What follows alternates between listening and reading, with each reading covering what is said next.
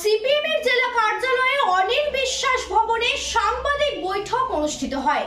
উপস্থিত ছিলেন সমান পাঠক, জীবেশ দাস, জয় চক্রবর্তী। কিছু বক্তব্য তুলে ধরেছে এবং যদিও আমাদের রাজ্যের শাসক দল বা রাজ্য সরকারের কানে জল ঢোকানো খুব মুশকিল, কারণ তারা নিজেরাই নিজেদের কান বন্ধ করে রেখেছে। তা সত্ত্বেও আমরা চাইবো এটা যদি তাদের কানে কিছুটা জল থাকে।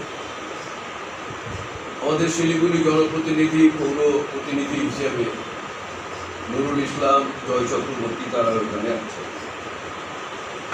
কিছুদিন আগে মুখ্যমন্ত্রী তিনি একটা সভা করেছিলেন, অনলাইন সভা।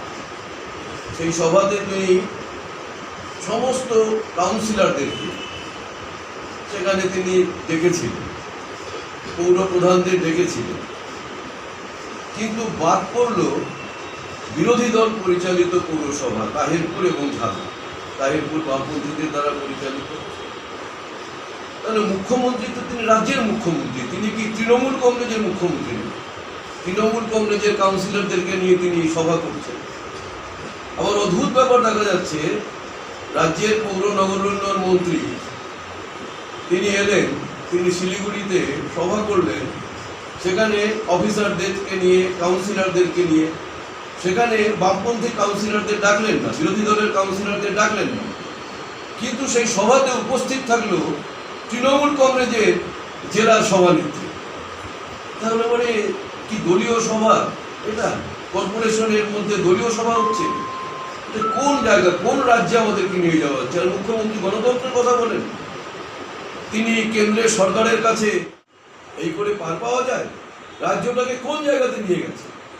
এবং তারই একটা অংশ হিসেবে যদি বলা যায়, আমাদের এই ডাবগ্রাম ফুলবাড়ি এলাকাতে তৃণমূল, তিনি বলছেন আমি তো তৃণমূল কংগ্রেসের অমুক নেতাকে গ্রেপ্তার করেছি।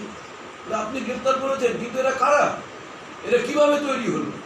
এরাই তো আপনার ভোট কাণ্ডারি হিসেবে কাজ করেছে, এবং এরা একজন দুজন, এটা পুরো জাল বিস্তার করে আছে। যাদের ওপরে এখন ভরসা করছেন তারাও এদের ওপরে ভরসা করেই টিকে আছে। দেখতে থাকুন নিউজ প্রাইম টাইমস, আপনাদের সাথে, আপনাদের পাশে।